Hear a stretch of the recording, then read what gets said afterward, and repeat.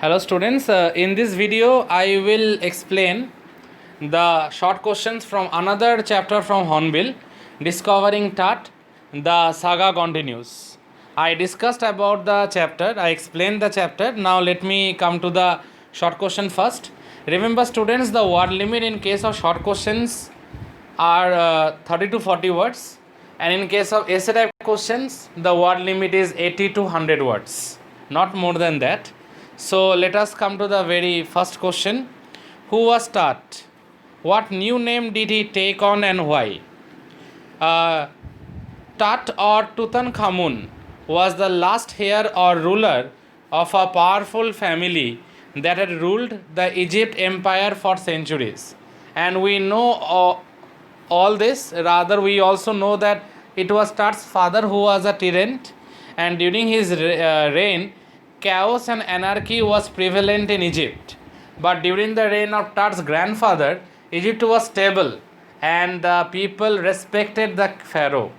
It was King Tut who had to restore the law and order within the kingdom after the death of his father.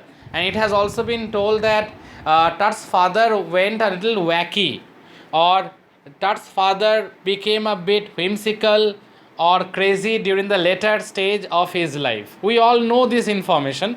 The background story also I will discuss here and there as I will move on with the discussion of the question answers, because that will also the side information will also give you will also help you with the chapter regarding the knowledge of the chapter. So let's continue. His life and death both are wrapped in mystery because he died at a very young age. His death till now was shrouded in mystery. He took on a new name, Tutankhamun, because he was the follower of Amun. Because he again started the worship of Amun, because during the reign of his father, the temples of Amun were destroyed. Because his father was the follower of Aten, the sun god. Again, he restarted the worship of Amun, the ancient god. So that ends the first question. Now I am moving on to the second one. When did Tut die? Where was he laid to rest? When was his mummy discovered? Three questions, but the answer, it is punched into one single answer. So let's continue. Tut died more than 3,300 years ago. He was a young ruler who was perhaps done to death only after 9 years of reign. He ruled for almost 9 years. Then, under mysterious circumstances, he died. He was laid to rest 26 feet below in a tomb in the Valley of the Kings in Thebes. And each and every year, thousands and thousands of tourists come to witness this mummy that was kept underground. His mummy was discovered in 1922 by the famous British archaeologist Howard Carter. Now I am moving on to the third question. When was Tut's dead body subjected to CT scrutiny and why? Computed tomography, CT scan was done. So let us come to that answer. Tut's body was buried 26 feet underground in the desert along with golden treasures. The mummy was discovered and freed from the hardened resins in 1922.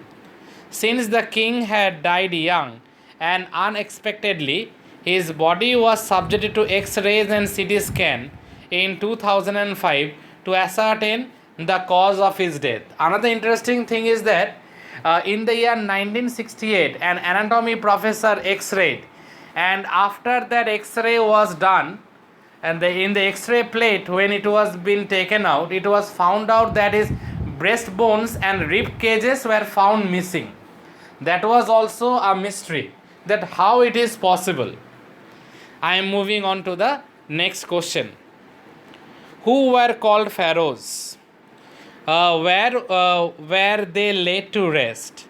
How many of their embalmed dead bodies had been counted so far? In your text, dear students, it is written an Egyptian mummy project has been undertaken, and 600 mummy has been unearthed and discovered. It is still counting. The process, the research, it is still going on.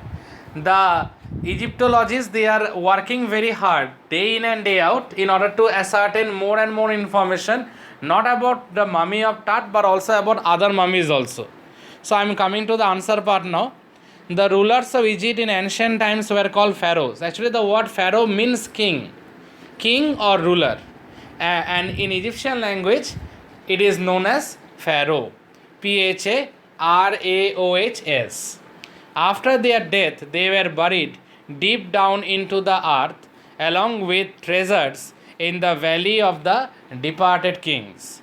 The Egyptian mummy project has recorded almost 600 so far already. At the very beginning of the start of this question I told you all regarding that. The counting is still going on. That particular Egyptian mummy project, 600 were discovered and the counting is still going on. The process is still going on. I am moving on to question number 5 now. What has been the role of Howard Carter in the discovery of Tut? Howard Carter was the British archaeologist who in 1922 discovered Tut's tomb after years of searching, rather to say after years of futile searching, because he went on searching 2 years back. After 2 years of futile searching, finally he got success. He took out the richest royal collection along with everyday things like razor, clothes, food and wine. Other things were also kept along with the mummy because Egyptians, as you know, they believed in afterlife, and they believed so that after this life is over a new life will start, that afterlife. I already talked about it.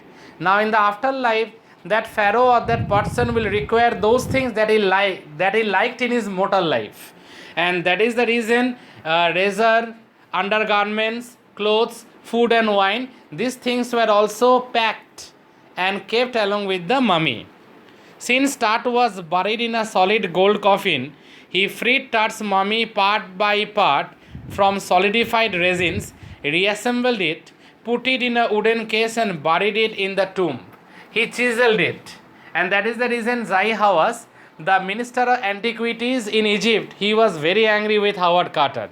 Later, in an interview, he told that the way that Howard Carter chiseled it, the mummy, he was very much upset for that. Now it was been done to remove the jewelries from the body or from the tomb also, and to keep it somewhere else, because otherwise the tomb raiders would have robbed those precious things. So Howard Carter did that, and ritual resins had hardened the mummy in such a way it was very difficult to take out the body. What things formed? Now I am moving on to the next question. What things formed a part of the funerary treasures recovered from Tut's tomb? Tut's treasure include necklaces and bracelets, rings, sandals, the inner coffin and mugs, all of pure gold. And the coffins were also made of pure gold. And another important thing was that he was the last of his dynasty. So his funeral ceremony was being organized in a very grand manner. I am moving on to question number 7 now. What did Carter have to do to detach? The meaning of detach is segregate or to separate. The other simple meaning is to separate. Detach Tut's mummy from the coffin. What exactly Carter did? Carter had no choice, because even in the scorching heat when the mummy was being laid, even at that time also it was very difficult to take out the body from the solid gold coffin because of the ritual resins that had hardened it so much. So Carter had no choice. Tut's mummy was cemented to the bottom of his solid gold coffin. The resin had become solid. The hot sun could not melt it. So chisel were used to cut away the resins beneath the limbs. I already told you all that he, along with his co-workers, they chiseled the mummy. Tut's head and almost all the joints had to be severed. The meaning of severed is to remove, to free them from the ritual resins, in order to free them from the ritual resins. I am moving on to question number 8 now. Why were Egypt's ancient pharaohs buried along with treasures? What was the custom? And why this custom was prevalent in Egypt from an ancient time, that along with the dead body of the pharaoh, why the other things were also been given? The emperors of Egypt in ancient times were called pharaohs. I already told you pharaoh means king.